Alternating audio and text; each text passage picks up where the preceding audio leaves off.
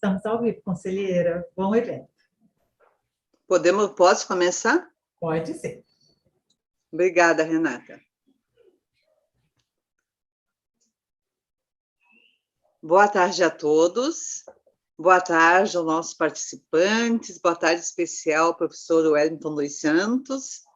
Hoje com a nossa terceira aula da oficina O Mercado dos Criptoativos e as Moedas Digitais. Seja bem-vindo e muito obrigada pela tua participação, Wellington. Obrigada aos participantes que estão nos assistindo. Tenham uma boa aula. É com você, Wellington. Muito obrigado, boa tarde a todos. Muito obrigado, Maria de Fátima, Renata, Luísa e toda a equipe de suporte. Bem, para quem está chegando aqui, nós já temos outras duas aulas que estão gravadas, estão disponíveis no YouTube, basta você acessá-las.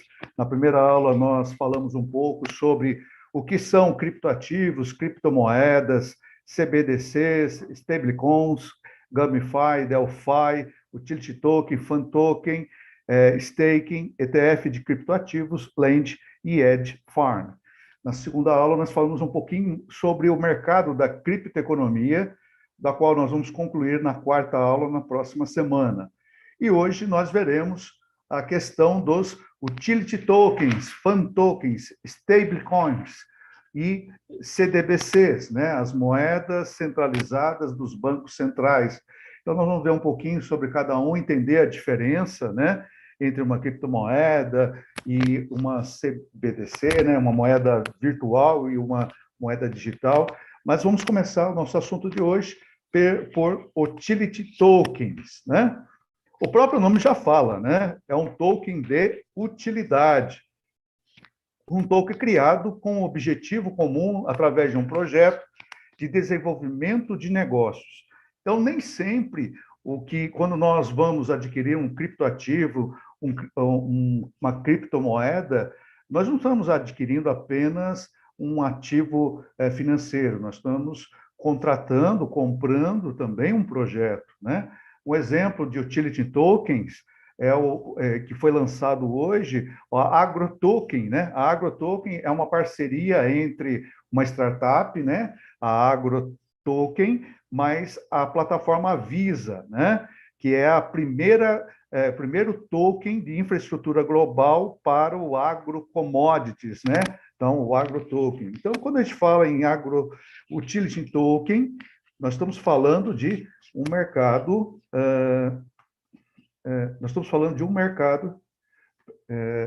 que está crescendo a cada dia mais. Então, vamos verificar aqui, só um minutinho, deu uma travadinha aqui, só um minuto. Opa, ok.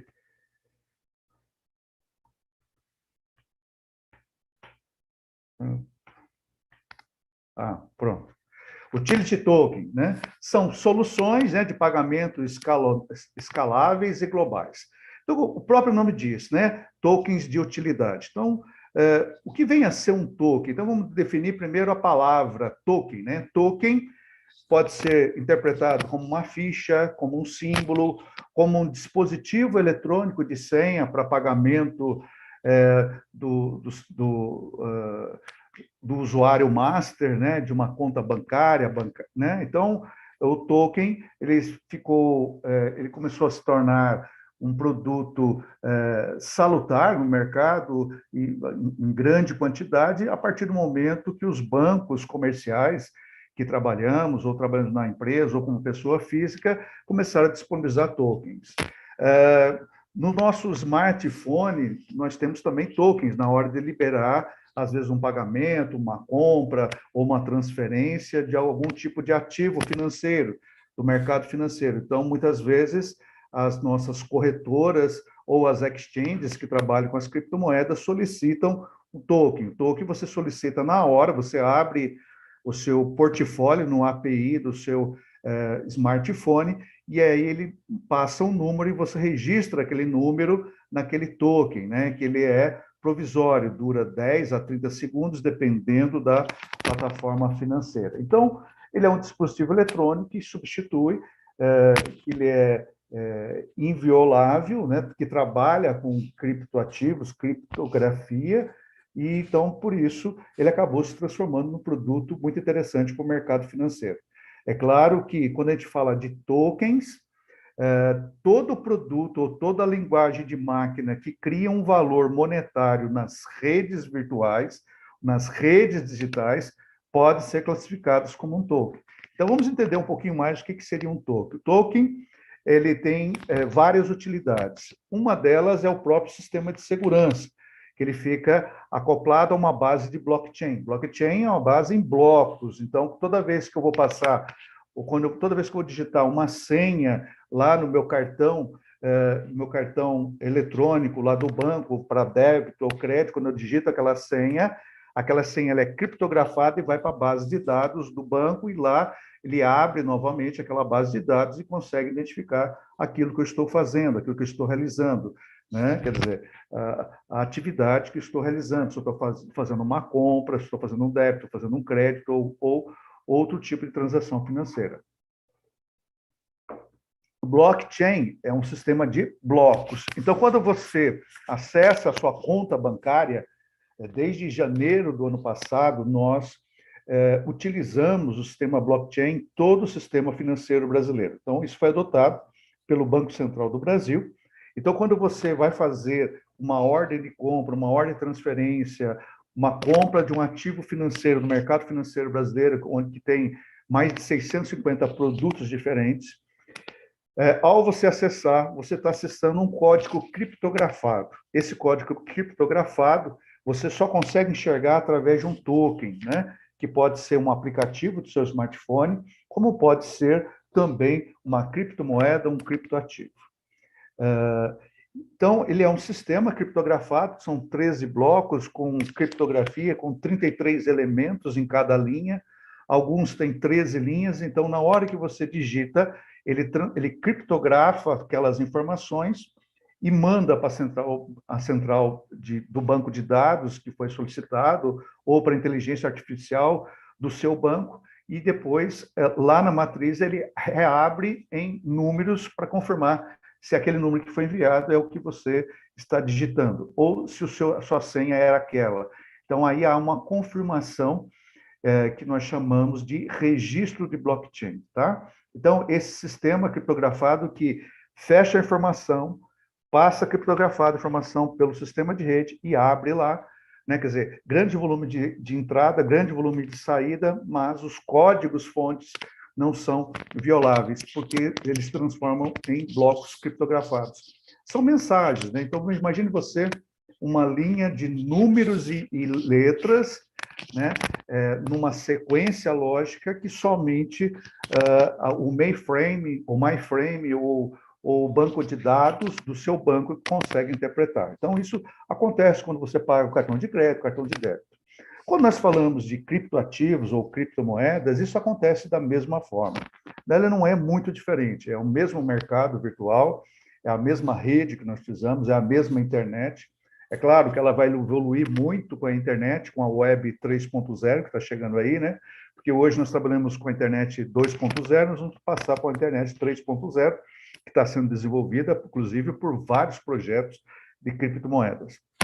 Muitas pessoas acreditam que as criptomoedas são produtos falsos, são produtos pirâmide, isso e aquilo, e na maioria deles não, são projetos integrados de sistemas de inteligência, de banco de dados, de ecossistemas de transformação de informação, plataformas de gerenciamento e etc. Então, nós vamos entender um pouquinho um dos segmentos dos criptoativos, que são utility tokens, né?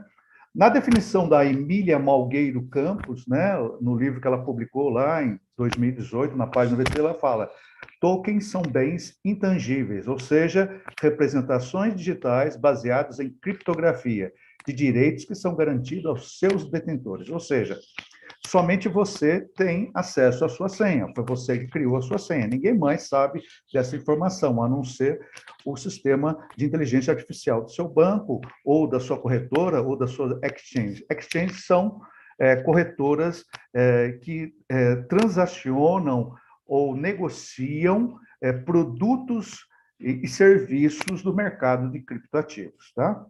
Então, a representação virtual de um ativo dentro de um blockchain, ela tem uma variável enorme de serviços. Então, no mercado de operações, por exemplo, são criados vários tipos de token, com destaque para o Payment Tokens, Utility Tokens, Non-Fungible Tokens, que é o NFT, Security Tokens, e nós vamos explicar o que é isso, né? Muitas pessoas imaginam que o token é uma criptomoeda. Na realidade, um token é como se fosse um pré-estabelecimento de uma moeda, ou o desenvolvimento de uma moeda, de um projeto que está se transformando numa moeda. Na realidade, o token ele tem outras características, né? Então, vamos falar sobre cada uma delas, né? Eu acabei de falar aí sobre a AgroToken, né? Que é uma parceria dessa startup com a Visa, né? Que é a primeira plataforma de infraestrutura global, mundial, gente, global, para negócios de commodities agrícolas através de um cartão, né? Um cartão token que negocia ativos do agronegócio. Então, você está comprando uma tonelada de soja, uma tonelada de milho, etc., feita através de um cartão que é chamado de AgroToken, né? Que é essa parceria nova que surgiu hoje no mercado, mas que a Visa deixou muito claro que vai ser uma parceria global no mundo inteiro. Então, esse tipo de produto, serviço atrelado a um utility token não é uma brincadeira, não é uma pirâmide financeira, não é um bem intangível, tão intangível como muitos falam, porque muitas desses utility tokens, que são chamados de criptoativos, pertencem ao mercado financeiro, que tem valor de mercado, que pode ser negociado. Então, ela atinge um objetivo, às vezes, até muito maior do que a nossa própria moeda. Então, vamos lá. Vamos conhecer alguns tipos de tokens, né? Nós temos aí o Payment Tokens, que são criptomoedas utilizadas para transferência de capital, dinheiro, né? Dinheiro virtual, dinheiro eletrônico. Isso acontece quando você paga o cartão de débito também, né? Você não está com dinheiro em espécie na mão, né? O dinheiro está lá na sua conta bancária, você paga, né? Então, ali houve uma transação virtual, uma transação digital, uma transação eletrônica. Quando você compra com criptomoedas, isso acontece também. Na aula passada, eu mostrei até um aplicativo que está sendo testado, né, num grande supermercado, que a pessoa pode, com esse aplicativo, ela lê o QR Code lá do caixa eletrônico e você faz o pagamento com a criptomoeda que você tenha. Então, ele faz a transformação, faz o valor de mercado do dia e faz o pagamento em reais. Então, quando a gente fala de criptomoedas, criptoativos, token, utility token, posso transformar isso em reais também, né? E ela tem um valor monetário diário, como se fosse oscilações de moedas, como o dólar, o euro, né? Que ela tem as suas oscilações. O utility token também funciona da mesma forma. Ele é um dinheiro virtual. Atualmente, nós temos por volta de 10 mil moedas no mercado de criptomoedas de utility token, no mercado total por volta de 16 mil criptomoedas, mas por volta de 10 mil delas se encaixam na categoria utility token, né? Que pertencem a essa categoria. Então, não são todas as criptoativos, criptomoedas que são utility token, não. Por volta de 10 mil delas, por causa de algumas características. Entre as características existem prestação de serviço e várias outras coisas que nós vamos falar já já. Utility tokens são tokens de utilidade, que podem oferecer desde desconto em produtos, serviços exclusivos. Os fan tokens se classificam nesta categoria, né? Ou nesta teoria. Nós temos também os NFTs, né? Que são Non-Fungible Tokens, né? Que ao comprar uma NFT, você se torna proprietário de um código único, né? Um registro único, exclusivo de um objeto, uma obra de arte, uma partitura musical, uma revista eletrônica, uma capa de uma revista, um Twitter. Então, veja bem, quando eu compro ou transformo uma coisa que eu tenho, um bem físico, numa NFT, eu estou transformando aquele meu produto num código de computador de registro único, que tem valor monetário, ele é registrado, né? e que é inviolável também, né? Então, essa exclusividade tem um valor monetário muito alto, tá? Security tokens, né, que são tokens regulados que atendem à regra de mercado de capitais, né, de cada país. Pode ser representado por ativos imateriais registrados, pode ser representado por licenças, marcas de produtos, pode ser identificado como acervos imobiliários e etc. Então, isso aqui são tokens regulados pelo mercado, aqui no caso do Brasil, pela CVM. Né? Fan tokens. Fan tokens é quando você compra um criptoativo de um time de futebol, ou da UFC, ou do time de jogos eletrônicos, ou do automobilismo. Então, os fan tokens são criptoativos que têm valor de mercado, que utilizam uma tecnologia chamada ERC20, que pertence à rede Ethereum. A rede Ethereum é uma plataforma, é o segundo criptoativo mais valorizado do mercado, mas a Ethereum é como se fosse uma base, né? Como se fosse uma plataforma de Windows, e aí eu coloco lá o Word, Excel, né? PowerPoint, ou seja, ele é uma plataforma base, né? Então, o Ethereum é uma plataforma base para que essas criptomoedas pudessem existir. Então, existem centenas de criptomoedas que estão atreladas a essa rede chamada rede Ethereum, que é uma plataforma de utilidade. Mas o fan token também não é de utilidade, sim, mas eu tenho fan token do Corinthians, do Vasco da Gama, do São Paulo, do Palmeiras, do Santos, do Manchester City, do Paris Saint-Germain, isso quando estou falando de futebol, mas temos da UFC, temos do automobilismo, temos da Fórmula 1, né? Quer dizer, então, o fan token, o token, ele é uma criptomoeda, não tenha dúvida disso, ele tem valor monetário, só que ele tem algo a mais, né? O que é esse algo a mais? Bom, ele permite que a pessoa crie, programe o seu próprio token, né? Quando a gente fala de fan token, existe plataformas de segurança, você pode criar um token, né?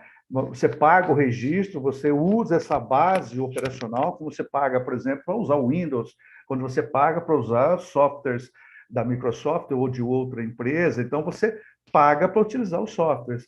O fan token você pode pagar, né? Você paga por uma licença e você tem acesso a essa licença e você negocia ela, você loca aquela licença, né? Os fan tokens são ativos virtuais, né? Dinheiro virtual, que é confeccionado através de uma parceria entre uma entidade esportiva e uma empresa de tecnologia. Então, a empresa de tecnologia ela tem a plataforma que vai ligar a Ethereum ou outra plataforma, Solano, Cardano, né, aquela que achar mais conveniente para o seu negócio, para o seu fã-clube, e uma atividade esportiva, que pode ser times de jogos eletrônicos, pode ser times de futebol, time de vôlei, time de basquete, e etc. Né? Nos Estados Unidos é muito comum os fan tokens de times de basquete, né? Inclusive até estádios com nome desses times de basquete. Então, muito interessante, né? Algumas empresas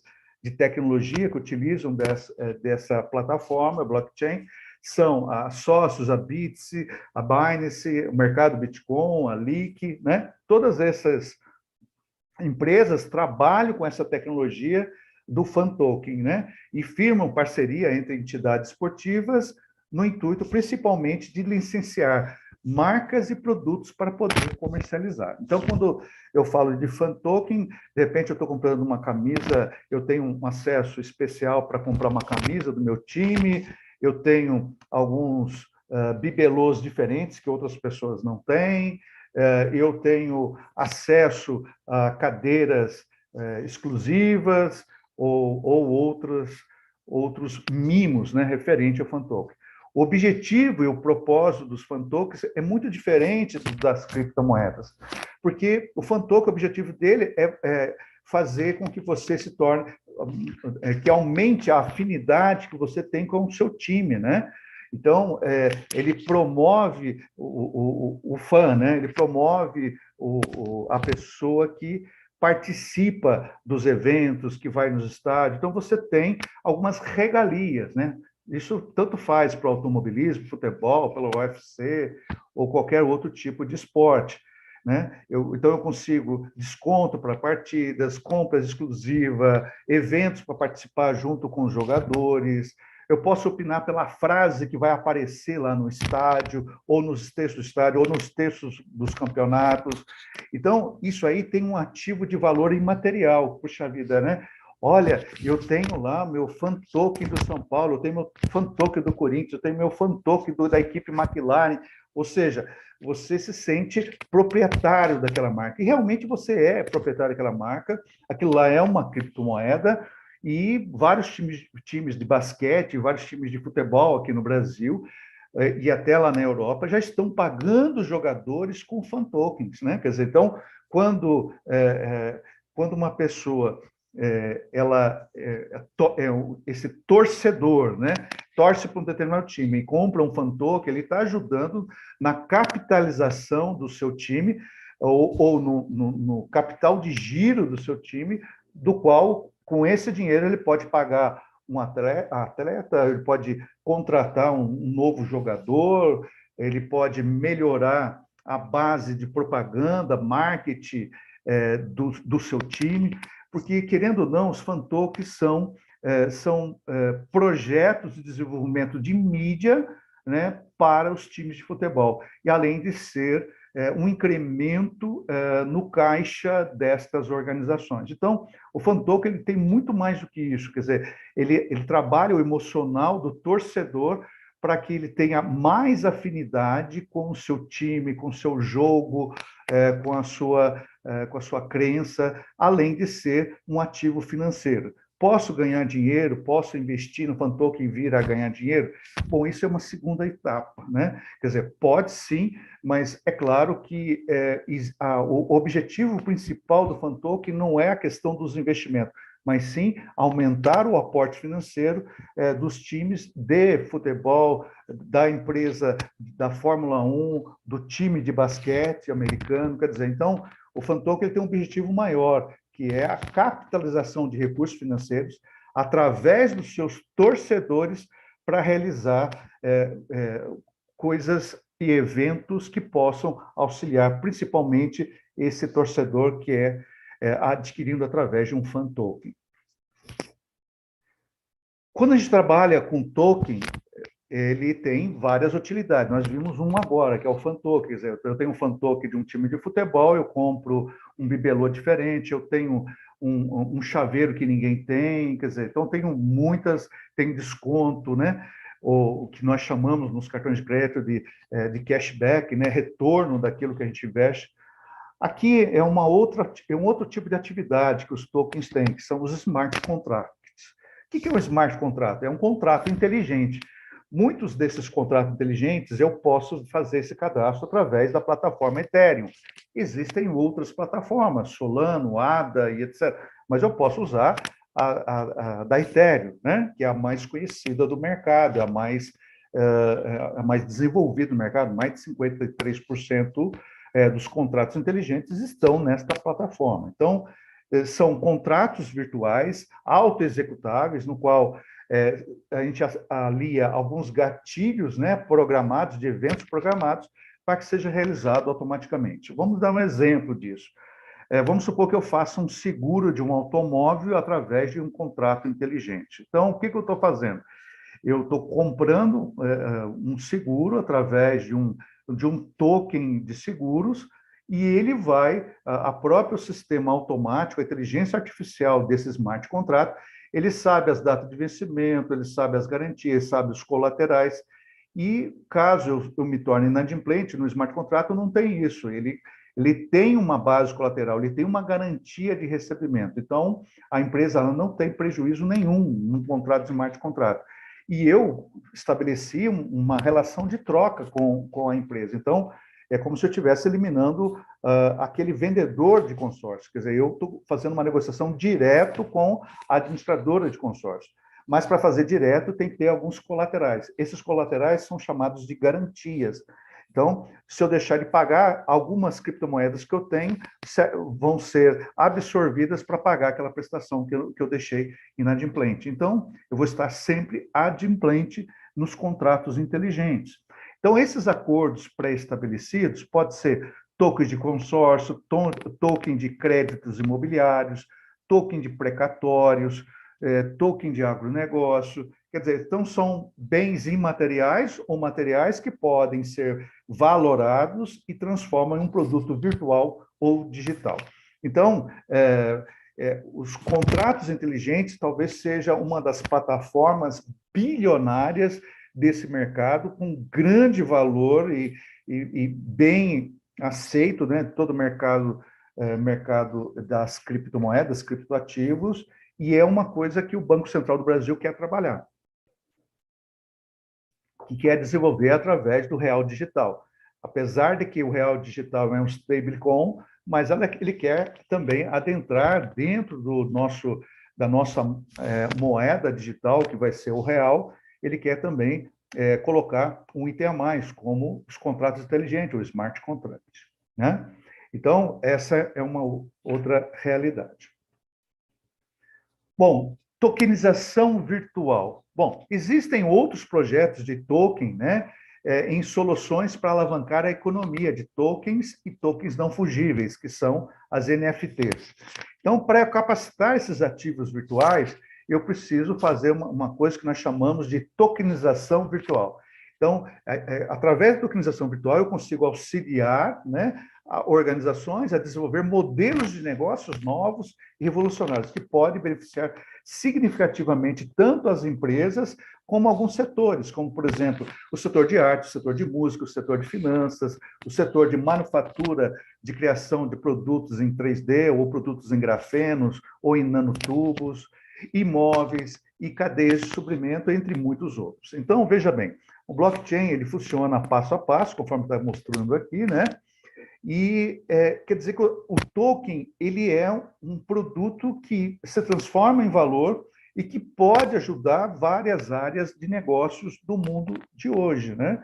Então, poucas empresas de arte, de música, ainda não perceberam esse grande potencial que esse mercado tem, né?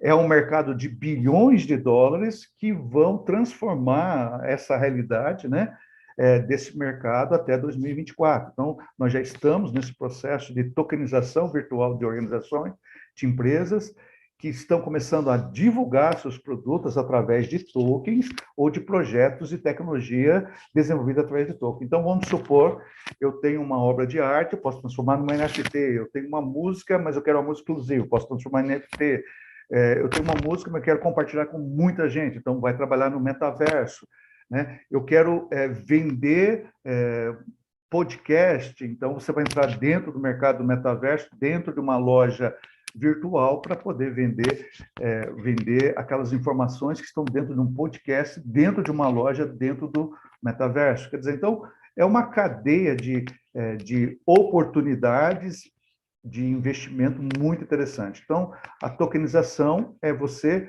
colocar, às vezes, um produto físico, né, valorar aquilo e vender ele no mercado virtual. Isso é possível? Sim, hoje é. Aqui eu estou colocando um exemplo de uma empresa que também, novos tipos de trabalho.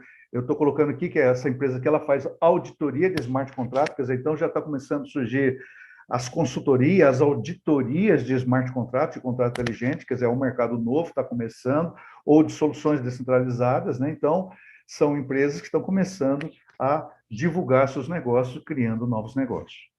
Mas essa rede, ela é muito interessante. Existem, por exemplo, falsete de criptomoedas. Mas o que é isso, professor? Falsete de criptomoedas são programas de recompensa, né?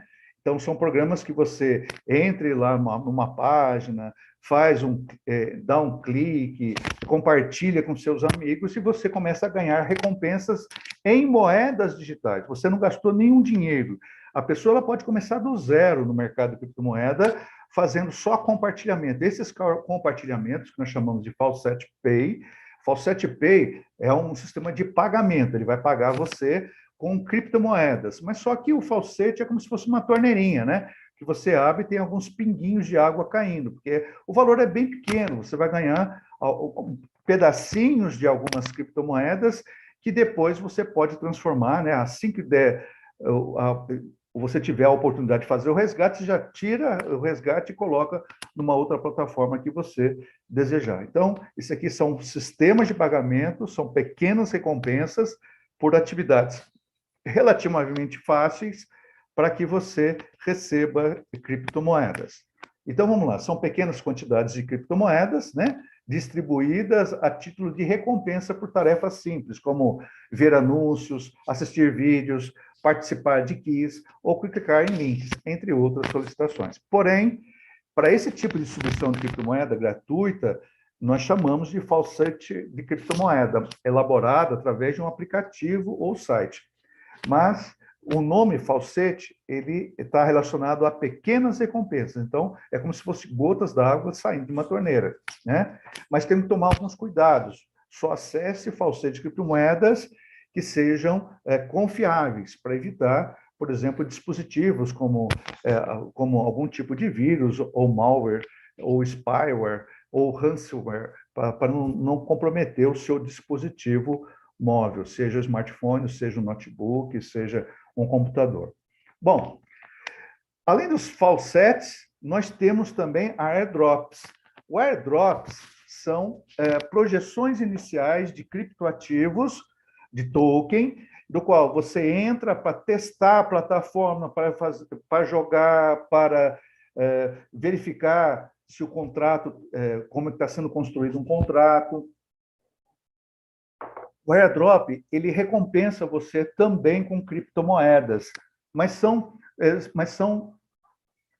tokens novos que estão sendo lançados para o mercado. Isso aqui é de hoje, ó, da data de hoje. Então, isso aqui são alguns airdrops que vão acontecer aqui nos próximos dias e que você pode testar, você pode jogar, e aí você tem como recompensa, você ganha algumas criptomoedas do desenvolvimento destes projetos. É gratuito, a questão aqui é só teste, mas a pessoa tem que ter muito tempo para poder estar trabalhando ou buscando airdrops, buscando falsete de criptomoedas. Mas nós temos também em língua portuguesa, aqui, ó, em língua portuguesa nós temos aqui o Coin Airdrops, né, em português, e para que serve isso? Bom, aqui você consegue ter Bitcoin grátis, Ethereum grátis, Litecoin grátis, Dogecoin grátis, fazendo algumas atividades, né? Multiplicando, acessando o site, Twitter, etc. Então, aqui tem uma explicação, né, de como que funciona isso. Geralmente, você se registra numa central de distribuição da airdrop, que são centrais de testes de novos tokens, de novos projetos de criptomoedas, e você pode vir a ganhar algumas criptomoedas já conhecidas no mercado ou aquelas que estão iniciando no mercado. Entre esses airdrops, aqui eu coloquei até um exemplo aqui, como ganhar Dogecoin de graça, né? Então, aqui tem um site, né? Um site torneira, né? Que nós chamamos, né? E aí tem um site moondogecoin.in, ali é um endereço, é um coin point de microvalid, que você preenche as informações, cria uma senha, coloca seu e-mail, e através do seu e-mail você começa a ganhar Dogecoin grátis, mas tem que fazer alguma atividade. Aqui embaixo eu coloquei, inclusive, o site, como você pode ganhar o Dogecoin grátis. Não é só o Dogecoin, tem vários outros, mas você tem que testar alguns airdrops. Esses airdrops, quando você ganha aí o Ethereum, o Bitcoin, o Dogecoin, você vai testar um airdrop de uma criptomoeda que vai ser desenvolvida naquela plataforma, ou junto com aquela moeda. Então, ela vai utilizar a plataforma do Bitcoin, ela vai utilizar a plataforma do Ethereum, ela vai utilizar a plataforma do Dogecoin de alguma forma, né? Ou vai coligar com ela, então, ou pode ser um fork. Então, são testes que são feitos, né, de novos projetos, do qual você tem recompensas por você estar se dedicando uma parte do seu tempo para auxiliar a desenvolver aquele projeto. Então, quando a gente fala de token sempre são projetos digitais, projetos virtuais, de desenvolvimento de produtos e serviços. Então, o criptoativo ele é uma criptomoeda ele é um criptoativo, mas mais do que isso, ele é um projeto de desenvolvimento que tem valor monetário. São raros os tokens que não têm um projeto aliado. Então, quando a gente vai fazer um investimento, nós temos que verificar que tipo de projeto é esse, ele tem lastro, não tem lastro, quem são as pessoas que estão aplicando, aportando dinheiro ali, né, para ter a certeza de que está fazendo um bom investimento. Stablecoin. Stablecoin ficou na mídia durante essa semana, né, por vários problemas que ocorreram com a Luna Terra, né? O stablecoin, qual é o objetivo de um stablecoin? O conceito é de um negócio estável, né? Stablecoin é ser uma moeda estável, porque reúne a segurança de um blockchain, né? A estabilidade de um ativo físico como uma moeda fiduciária, como o real, o dólar, o euro, ouro, prata, petróleo, obras de arte ou outro ativo estável. O caso, por exemplo, do BRZ, que é o pareado, né, no real, né? Outro exemplo, o Tether dólar, né, que é Tether USDT, que é a moeda do Ethereum. O Tether é a moeda do Ethereum em dólar, né, com lastro em dólar norte-americano. Então, um Tether dólar equivale a $1, né? Então, ambas têm o mesmo valor. Esse dinheiro fica armazenado quando você compra um dólar Tether, ele pega no mercado e deixa na sua plataforma reservada esse $1. Então, ambas têm o mesmo valor. Outros stablecoins que existem no mercado, o USD Coin, a DAI, a Binance USD, a True USD, entre outras. Estas são lastreadas em ativos físicos reais. Olha, muita gente aqui no Brasil, muitas pessoas aqui no Brasil, preferem fazer um stablecoin, né, de reserva de dólar, ao invés de comprar dólar numa casa de câmbio, por exemplo. Porém, o que as pessoas não estão tomando cuidado é conhecer quais são os tipos de stablecoin que existem no mercado. E aí acontece como aconteceu com a Luna, né? Então, são criptoativos com lastro em moedas fiduciárias, mas nem sempre é exclusivo a eles. Então, porque existem vários tipos de stablecoin, e as pessoas estão investindo sem saber que ali existem riscos, né? Então, portanto, é necessário verificar qual é o lastro desse criptoativo. Então, um exemplo, elas podem estar lastreadas em uma cesta de criptomoedas, e as criptomoedas perderam valor nesses últimos, depois da guerra e da Ucrânia, muitas delas perderam muito valor. Então, utilizando mais de um algoritmo, token ativo da rede Luna cometeu uma falha que trouxe grande prejuízo financeiro a seus investidores. A stablecoin da Terra Luna, por exemplo, ela cresceu 30.000% em um ano, né, de valor monetário, e perdeu 100% do seu valor de um dia para o outro, na semana passada. Mas o que aconteceu, né? Houve um erro de gestão. Quando a gente olha aqui, nós estamos vendo aqui um stablecoin algoritma, né? Então, um stablecoin algoritma é algo muito interessante, né? Ela fazia parte lá de um hub chamado Osmose, que é o principal lá dentro da plataforma Terra, um dos mais eficientes no mercado, compatível com o sistema EVM, né? Então, me parecia 100% confiável. Porém, eu nunca comprei esse tipo de stablecoin, porque esse não é um stablecoin, ele é um algo stable. Como assim ele é um algo stable? Sim, é um termo que designa stablecoin algoritmos, como o ST. Quer dizer, ele se baseava no dólar, mas não tinha lastro nenhum. Então, a Luna era um algo stable, que sem reserva de dinheiro físico, o título para lastro. Então, o valor era atrelado ao token de governança, ou stake em terra, que é uma espécie de poupança de dinheiro, né, que você aplica no mercado financeiro. Então, ele recebeu grandes críticas do mercado, porque mesmo o fundador da Ethereum disse que nas redes sociais que era preciso diferenciar stablecoins com reservas de ativos de stablecoins algoritmas, que são muito diferentes. Só que as pessoas que estão investindo não sabiam dessa diferença, né? Muitos investiram sem perceber dessa diferença. Então, aqui houve uma falha de gestão estratégica financeira do Calm, pois emitir criptomoedas não cria valor, ele achava que criava valor, mas sim dilui o investimento entre os seus detentores, quem tem ou quem pertence aos seus criptoativos. O CEO da Binance, o Zhao, fez fortes críticas à estratégia adotada por não na mídia, né? Em declaração, a Luna Foundation Guard alega que gastou 3 bilhões de dólares para dar suporte à Terra, mas mesmo assim esgotou todas essas reservas. Porque nós estamos mexendo no mercado de muitos bilhões de dólares, né? O próprio CEO da Binance disse que perdeu 1 bilhão e 700 milhões de dólares com a quebra da Luna Terra. Na realidade, ele não perdeu tudo isso, porque ele pagou 3 milhões de dólares por aquilo, né? Então, mas só que em valor de mercado subiu, e aí ele não negociou as suas Luna Terra, né? Então, vamos ver quais são as diferenças entre os stablecoins existentes no mercado. A primeira delas é o stablecoin centralizado, cuja emissão é controlada pelos seus criadores. Aqui eu tenho que tomar um cuidado. Se ela é uma stablecoin centralizada, eu preciso verificar se esse stablecoin ele recebe auditorias. E quem faz essas auditorias nessas empresas? Eu consigo ver isso através da página. Você entra lá no CoinMarketCap, verifica qual é a página da empresa e verifica quem que está dando, quem está fazendo auditoria ou quem está regulando aquela stablecoin, né? Existem stablecoins de criptocolateralizada, né? Ou seja, pareada com outra criptomoeda descentralizadas, como o Ether. É o caso da moeda DAI. Então, esse tipo de stablecoin, ela é garantida, ela tem lastro, e então existe uma reserva, né, confiável. Existem stablecoins de commodities colateralizadas, que é lastreada em ativos como metais preciosos, obras de arte, ou mesmo esse que eu falei hoje, né, o AgroToken também pode ser um stablecoin de commodities, né? Commodities de soja, commodities de trigo e etc. Né? E existem também as stablecoins não colateralizadas.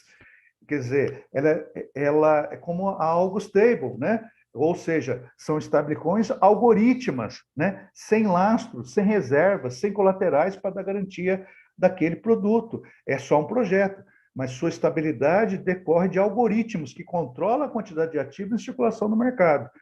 Então, se a gente colocar essa informação, eu peguei aqui no Panorama Cripto, né?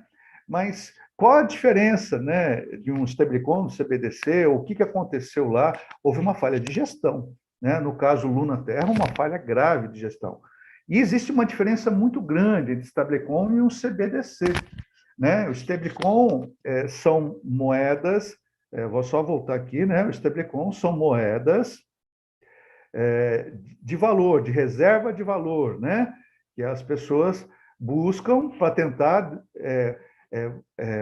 proteger o seu patrimônio. O conceito de negócio stablecoin é moeda estável, mas não são todas stablecoins são moeda estável. Então, houve uma propaganda enganosa na questão do Luna Terra, o stablecoin, que deu prejuízo para muitos investidores no mercado de criptomoedas. Então, quando eu vou investir no mercado de criptomoedas, eu tenho que conhecer os produtos que eu estou trabalhando. E um Algo Stable, ele não tem garantia nenhuma. Quer dizer, então eu estou colocando meu dinheiro em dólar, pensando que eu estou colocando meu dinheiro em dólar, estou colocando, na realidade, num algoritmo apenas, né? Numa fórmula matemática e sem garantias. E aí, se houver um erro nesse algoritmo, foi o que aconteceu, um erro de gestão, as pessoas perdem dinheiro. Foi o que aconteceu, né, com o Luna Terra. E apesar que a Terra era uma outra plataforma que tem vários outros serviços agregados, mesmo ela pegando a sua reserva de 3 bilhões de dólares, ela não conseguiu salvar o Luna Terra. O proprietário do Luna Terra, o WoW, quer criar um fork. Fork é quando você faz uma bifurcação da moeda e você cria uma nova moeda para tentar resgatar e salvar os investidores que investiram nesse criptoativo. Mas, na realidade, isso não tem efeito, porque quando você cria um fork e você distribui novamente a moeda para aqueles que perderam o dinheiro, você vai diminuir ainda mais o valor de mercado daquele criptoativo. Então, não é uma solução adequada, né? Então, vamos analisar aqui agora uma outra coisa. Então, o stablecoin tem que ser uma moeda estável, mas o que as pessoas não perceberam, principalmente aqui no Brasil, é que existem 4 tipos, né? Sendo 2 que têm garantia total, que é o stablecoin cripto colateralizada, os stablecoins commodities colateralizadas e o stablecoin centralizada, desde que tenha uma auditoria que confirme que aquele dinheiro existe, né?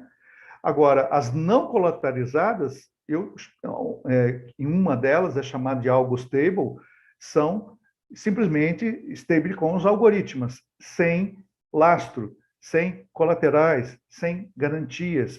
Aí, provavelmente, você pode vir a cair até numa possível pirâmide, né, no mercado de criptomoedas. Mas, na verdade, isso aqui não é uma pirâmide. Isso aqui é um procedimento de risco, mas de altíssimo risco, né? Tá, eu estou saindo daquelas... Interessante que muitos brasileiros,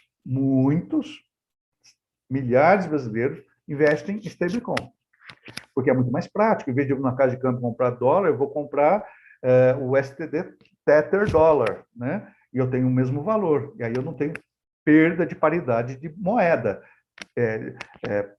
paridade de poder de compra, né? Que nós chamamos, né? Então, ela é relativa, mas, infelizmente, o que as pessoas não sabem é que existem 4 tipos de stablecoins diferentes, e existem várias tokens de criptomoedas diferentes desse gênero de criptoativos. Bom, qual a diferença entre um stablecoin e um CBDC? O CBDC é uma moeda digital lastreada como um ativo físico de um banco central. Ou seja, toda moeda digital ela é lastreada pelo Banco Central. Então, o Banco Central do Brasil está criando o Real Digital, que é um CBDC, ou seja, Central Bank Digital Currency, ou seja, moedas digitais controladas por um Banco Central. Isso acontece em qualquer país do mundo. Então, é uma moeda digital criada no banco digital daquele país. Toda moeda digital é uma stablecoin. Sim, isso é verdade, mas o inverso não é verdadeiro. O CBDC, ele é um stablecoin, mas ele não, nem todo stablecoin é uma moeda centralizada, né? Então, a versão digital do real, a moeda nacional brasileira, terá as mesmas características dessa moeda fiduciária, em nota, moedinha que nós temos, né? Como meio de pagamento, como unidade de medida, como reserva de valor. Mas o Banco Central quer mais. Ele não quer ficar só aí, né? Então, o real digital é uma criptomoeda? Não. O real digital não é uma criptomoeda. Uma criptomoeda, ela é geralmente minerada por pessoas físicas ou jurídicas de forma descentralizadas, enquanto uma moeda digital, real digital, é emitido por um banco central. Portanto, uma moeda central, com emissão feita por uma autoridade monetária, que ela tem uma política monetária de um país, ela tem que atender essa política monetária do país. Então, uma criptomoeda pode ter reserva de valor, que geralmente é atrelada a um tipo de produto ou serviço, sendo mais que um instrumento de troca. Então, ela tem muito mais utilidades do que uma moeda digital. Eu quero deixar bem claro que criptomoeda é uma moeda virtual, criada no ambiente da internet. A moeda digital, ela foi criada dentro de uma central de inteligência artificial de um banco central. Então, é a transformação do dinheiro em papel em dinheiro digital. É como se estivesse pagando cartão de débito. Então, quer dizer, não está alterando muita coisa. Você já está trabalhando nesse sistema através de um Pix, as suas informações já estão sendo trabalhadas entre os bancos, entre as entidades financeiras, através do Open Finance. Então, isso já está acontecendo no mercado brasileiro. Mas eu quero conhecer um pouquinho mais sobre o real digital. O real digital, ele é uma moeda digital, né? Ele não é uma criptomoeda, ele é uma moeda digital, mas ele é um stablecoin também, né? E aqui eu quero saber mais informações sobre isso. Entre no site do Banco Central e abra essa revista, a Life Challenge, que é o Real Digital. Então, aqui tem todas as explicações do que é o Real Digital, quem está participando desse projeto, o que é, né? Foram 47 projetos, 9 foram escolhidos. Quem ganhou foi a R3, né? Tem em português ou em inglês. Lá você vai saber tudo sobre o Real Digital. Mas isso vai substituir a nossa moeda em circulação? Nós vamos deixar de ter papel moeda, a moeda fiduciária? Não, pelo menos para os próximos anos ainda não, né? No futuro não sei, mas nos próximos anos ainda não, porque existe uma circulação de dinheiro ainda no mercado e muitas pessoas, às vezes, podem não ter a tecnologia disponível, um smartphone com uma capacidade de memória adequada para fazer os pagamentos tudo com moeda digital. Claro que isso é uma tendência, vai ser uma coisa normal. O real digital vai ser uma realidade nos próximos anos, não só no Brasil, como em vários países.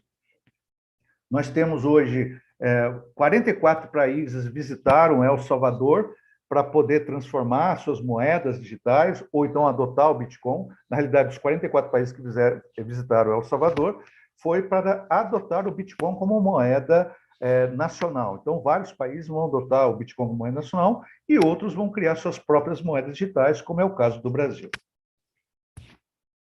Então, o CBDC, a maior parte dos países vê na CBDC um potencial de melhoria da eficiência no mercado de pagamentos, de varejo, e, ao mesmo tempo, promover a competição e a inclusão financeira para a população ainda inadequadamente atendida pelo serviço bancário, porque muitas cidades não têm nem serviço bancário, né? Pequenas cidades. Então, com a crise que nós tivemos aí da pandemia dos últimos 2 anos, ficou muito claro a importância de ter um instrumento digital para pagamento, né? E para segmentos, principalmente os mais vulneráveis, os mais afetados pela população. Tanto é que o Brasil criou lá o Caixa Tem, né, que é um sistema novo, né, uma plataforma nova de um aplicativo que tira todos os pagamentos sociais através desse aplicativo Caixa Tem, né? Então, o Banco Central brasileiro, ele também almeja que o real digital possa reduzir a impressão do uso de dinheiro em espécie, mas mais do que isso, né? Ele pensa que a nova moeda pode desenvolver novos produtos financeiros, como contratos inteligentes, dinheiro programável, compras pela internet das coisas, o IoT. O IoT é a tecnologia da internet nos objetos, né? Isso já está sendo desenvolvido, está sendo criado através dos parques tecnológicos distribuídos aí pelo Brasil em várias cidades, né, em que mesas digitalizadoras já com a internet, espelhos de banheiro, do qual você controla uma casa inteligente. Então, isso já está acontecendo, né? Então, é lógico que ainda são produtos e objetos muito caros para boa parte da população, mas à medida que há aumento do consumo desses produtos, a tendência de baixar o preço. Isso aconteceu com a energia solar, né, que está abaixando o preço e muita gente está colocando energia solar em suas residências, né? E o mesmo vai acontecer com as casas inteligentes, com os contratos inteligentes. Então, o Banco Central, ele não quer que o real seja apenas um instrumento de troca, né, de valor ou de quantidade. Ele quer mais do que isso. Ele quer transformar realmente o real digital em outras possibilidades, como como contratos inteligentes, dinheiro programável, ou seja, ele está querendo transformar o real digital também num criptoativo. Isso é uma tendência nova, então está sendo estudado. Dos 47 projetos apresentados pelo Banco Central do Brasil, 9 foram aprovados, e alguns deles têm algumas características desse tipo, né? Quando fala de dinheiro programável, eu posso ir lá fazer uma compra numa loja virtual e programar o pagamento em 4 vezes, em 4 parcelas. Quer dizer, então, o dinheiro programável, naquela data, eu já tenho desconto no meu lerite, né, e já cai como se fosse um crédito consignado, mas na realidade é um dinheiro programável, vai programar para pagar aquela compra, né, em determinada data estipulada num contrato inteligente ou atrelada a uma criptomoeda que eu tenha. Então, da mesma forma que eu vou no caixa de um supermercado, eu posso pagar através do aplicativo com uma criptomoeda que transforma, quer dizer, faz o câmbio daquele momento, transformando aquela criptomoeda em real, o mesmo pode acontecer com o real digital, né? Esta informação eu consegui no próprio site do Banco Central do Brasil. É uma informação pública que você tem acesso e você pode buscar maiores informações através daquela revista que eles estão disponibilizando, que é a Life Challenge, né? Ou Real Digital, tá? Bom, a nossa aula de hoje, ela concentra-se principalmente na questão do token, dos CDBCs, né? Nós vimos aí também a questão do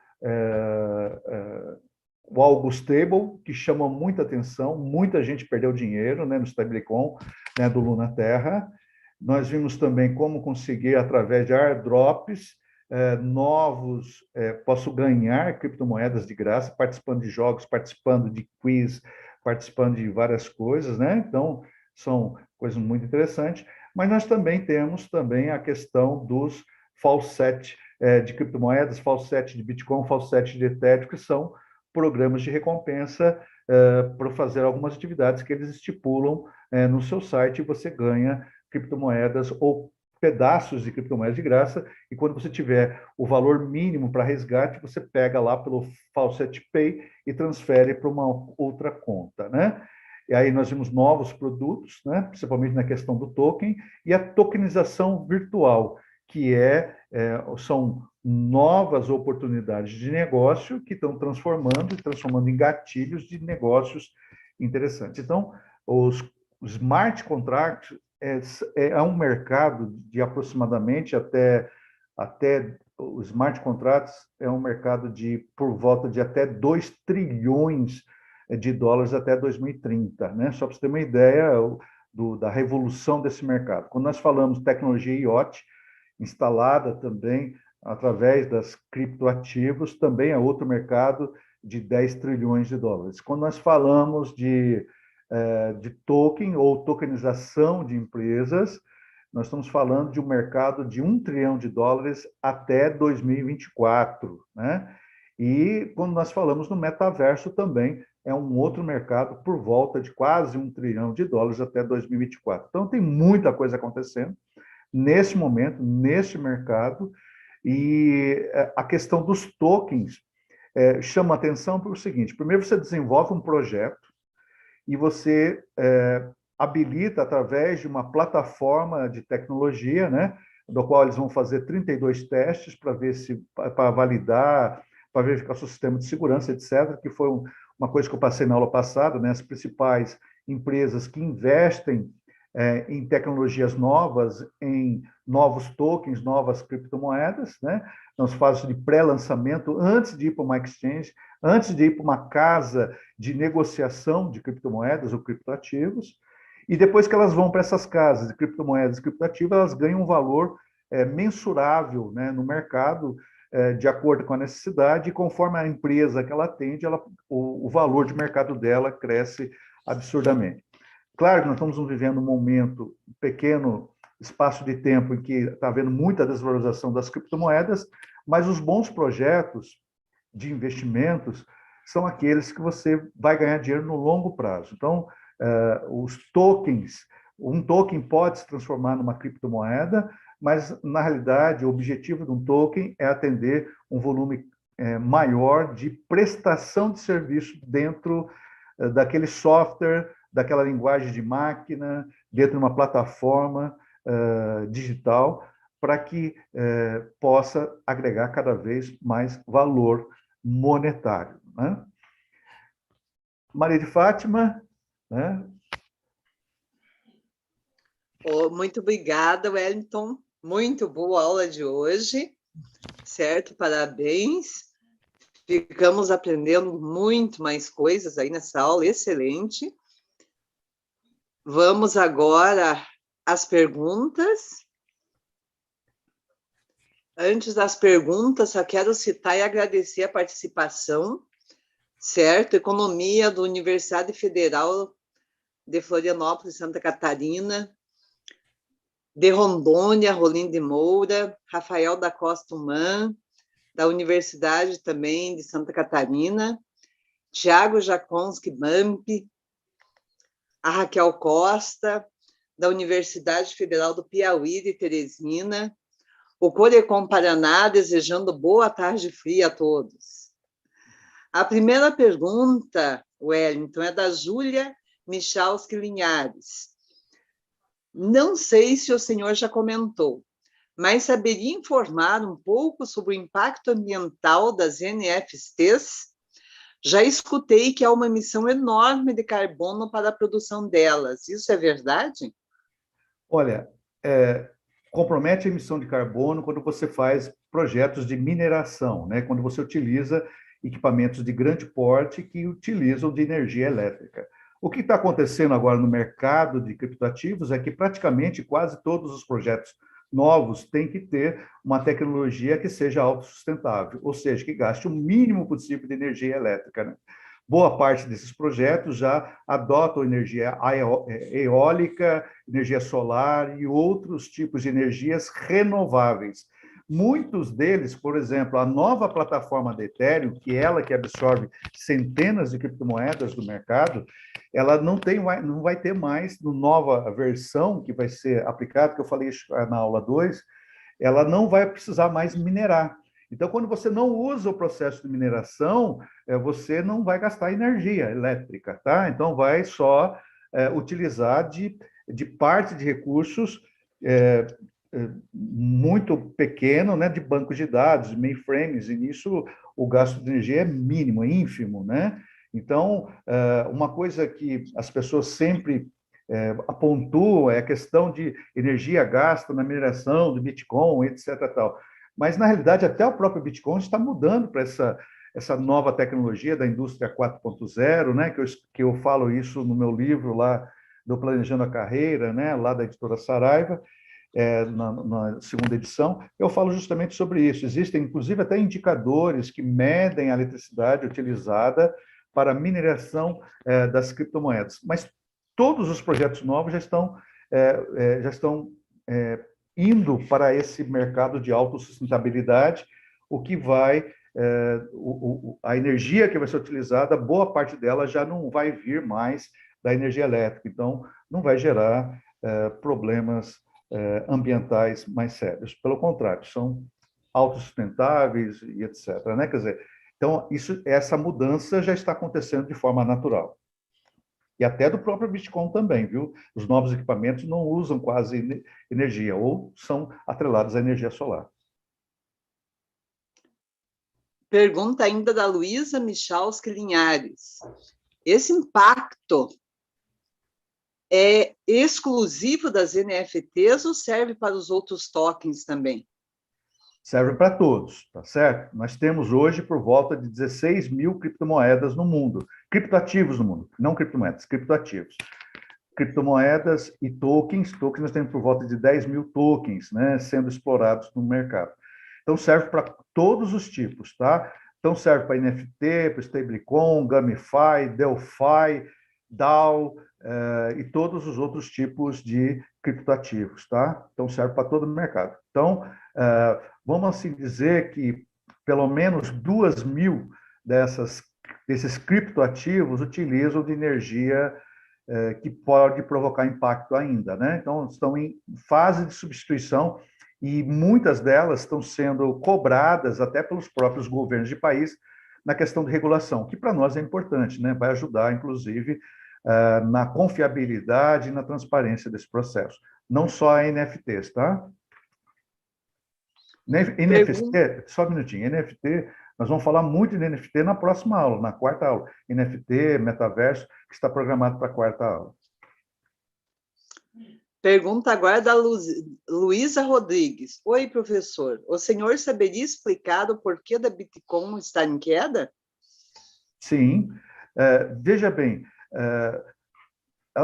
ela está perdendo... Eu expliquei desde a primeira aula, mas vamos lá. Quando a gente... todos os anos, nós temos no final do ano uma tal de Black Friday, né? Ou janela de oportunidades, né? Como são chamados em alguns países.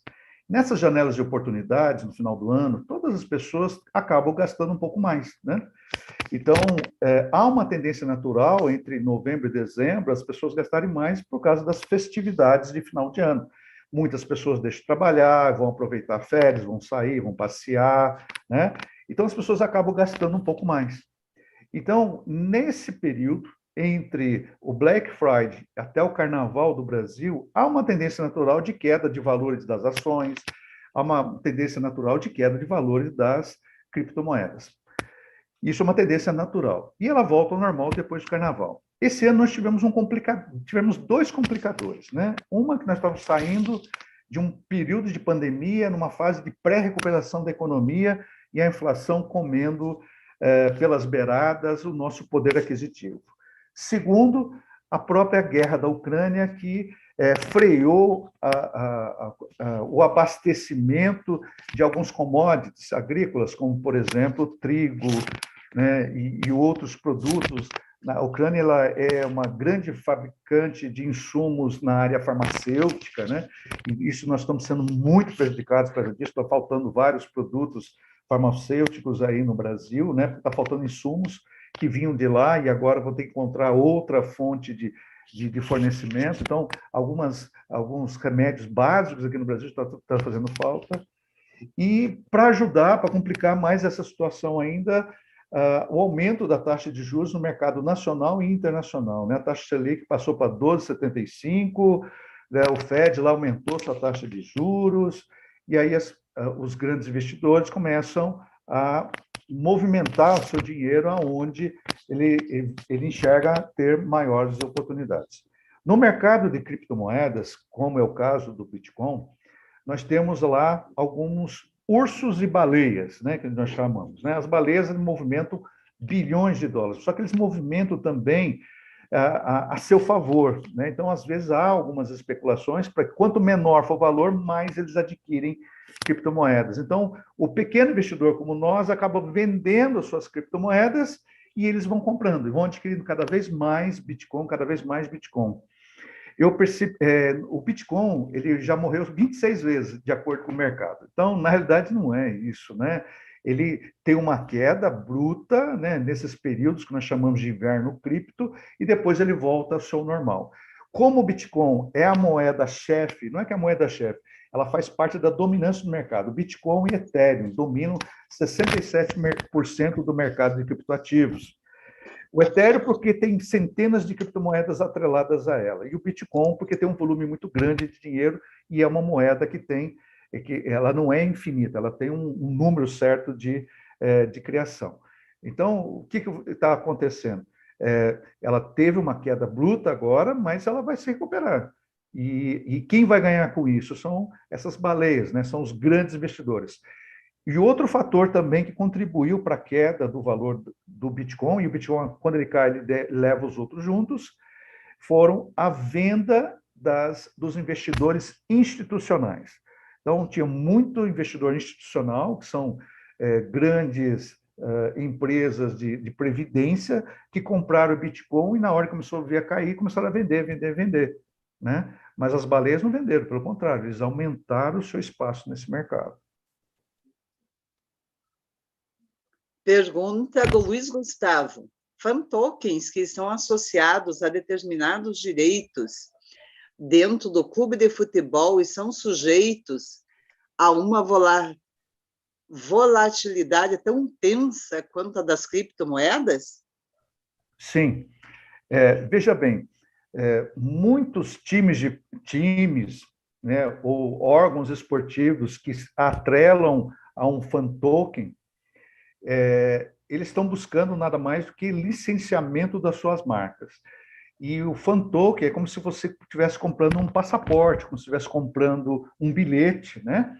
E esse bilhete tem valor monetário. Olha, eu estou comprando um bilhete de R$10, só que ele oscila, né? Quanto é a lei da oferta e da procura. Quanto mais gente compra, mais caro fica. Quanto menos gente compra, mais barato fica. Mas por ser um criptoativo, ele vai seguir o mesmo mercado, o mesmo valor do mercado das criptomoedas. Talvez os fan tokens perderam um pouco de valor, sim, mas eles têm tendência de perder menos valor do que outras criptomoedas, que outros tokens do mercado. Porque o fan token ele tem uma coisa a mais, né? Quer dizer, aquele amor que a pessoa tem para aquele time, né? Então, o propósito do fan token é diferente, né? Quer dizer, é você ter regalias e através dessas regalias você ter descontos, né, de muitas atividades e eventos que ocorrem no time. Então, por menor que o valor, ou que perca valor, mas você terá a acessibilidade de muitos eventos com valor baixo, até de graça, né, por ter comprado os fan tokens, que vai valer a pena e compensar esse tipo de investimento. Não algumas pessoas compram fan token a título de investimentos. Para fazer investimento através de um fan token, você tem que estudar um pouco melhor, porque ela vai sofrer as oscilações do mercado, mas provavelmente menos que muitas criptomoedas.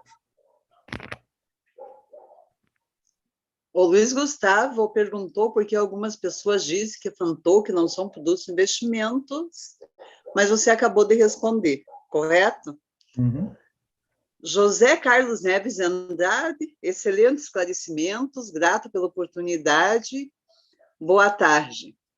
A Júlia Michalski Linhares pergunta: acho interessante que o Banco Central tem como objetivo eliminar o papel moeda pelo real digital. Mas o senhor considera viável esse ponto, onde temos brasileiros que ainda não têm nem conta em banco? Esse talvez seja o maior calcanhar de Aquiles do Banco Central. Por ele, é claro que ele tem a vontade de transformar o mais rápido possível, né, a moeda de papel em moeda digital, que para ele vai ser muito mais econômico, né, que nem o Pix, né, provocou uma economia gigantesca nos bancos e os bancos estão tendo lucros bilionários por causa disso, né? Quer dizer, ela perdeu no TED, mas ganhou do outro lado, né, no sistema de gestão, de administração, né, bancária. Então, quando a gente fala eliminar ou deixar de existir a moeda fiduciária, isso não vai ser uma realidade no curto prazo, porque muitas pessoas não têm afinidade com a tecnologia, muitas pessoas não têm, como é que fala? Essa não é uma tecnologia tão fácil, você mexer com API, né, sistemas integrados dentro do smartphone. Muita gente não tem isso aqui, não tem o recurso necessário para poder utilizar isso. Mas eu queria colocar um exemplo para você. Ó, na África, muitas empresas brasileiras implantaram sistemas de pagamento via smartphone. Então, eles passaram da moeda fiduciária para a moeda digital, sem passar pelo cartão de crédito, tá? O dinheiro de plástico que a gente tem. E a gente, lá na África, em alguns países, a pessoa às vezes não tem nem como tratar do seu dente, mas tem um smartphone que ele precisa receber, precisa pagar a conta. Então, veja bem, eles praticamente impuseram na economia uma obrigatoriedade de ter um smartphone para poder pagar as contas. Isso está acontecendo por exploração de algumas empresas que estão desenvolvendo negócios, desenvolvendo produtos na África, em alguns países da África. Outros estão mais desenvolvidos, outros menos. E aqui não é porque você quer, você vai ser obrigado, né? Então, nós temos aí uma plataforma nova chamada gov.br, onde o currículo Lattes está na plataforma gov.br, o meu INSS está na plataforma gov.br, o imposto de renda está na plataforma gov.br, tem que ser ouro ou prata para você mandar a sua declaração de imposto de renda. O eCNH está na plataforma gov.br, que é também o aplicativo. O e-título está na plataforma... Quer dizer, então o governo está juntando todos os produtos que ele tem numa plataforma de assinatura digital chamada gov.br. Então as pessoas vão ser praticamente obrigadas a se interagir com essa nova tecnologia. Pergunta do Rafael da Costa Human. Com relação à questão da moeda digital, como ficam pessoas em situação vulnerável, que dependem muitas vezes da caridade de outro para viverem? Com a moeda digital estarão plenamente marginalizados. Há algum projeto governamental que vise essa questão? Ele está sendo discutido lá no próprio site do Banco Central, nessa revista ali, você pode opinar sobre isso, deve opinar sobre isso, deve questionar o Banco Central sobre isso, até para evitar que, flagelos desse tipo venham a acontecer de fato, né? Isso ainda não está na realidade brasileira, mas vai acontecer em breve. Então, eu acho que isso acende uma lanterna, uma luzinha vermelha, que nós temos que atentar a isso. Realmente, isso vai acontecer. Nós vamos marginalizar ainda mais as pessoas que não têm acesso à informação. A última pergunta é do João Miranda. Qual o capital recomendado para começar a investir em criptos? Olha, eu comecei a investir em criptos conhecendo projetos, sabe? Então, eu entro numa plataforma, como é que eu posso dizer, numa bolsa de valores de criptomoedas, que existem várias bolsas de valores de criptomoedas no mercado. Você pode entrar através da CoinMarketCap. Então, você escolhe uma moeda lá, entra lá e verifica o status daquela criptomoeda, né? Quem é o projeto, qual o volume de capitalização que tem, quanto que é transacionado por dia, né?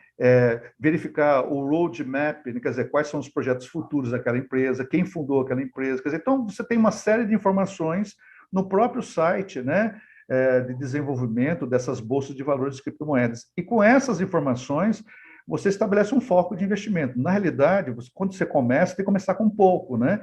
Então, você compra algumas moedas de uma, um pouco moeda de outra, até para conhecer o mercado, até para fazer algumas simulações, antes de fato investir de forma mais adequada no mercado. Então, a partir do momento que você conhece os projetos, você vê que tem projeto sólido, que tem um processo de evolução, tem engenheiros bons trabalhando ali, não tenha dúvida nenhuma que esse é um investimento de longo prazo que vale a pena, né?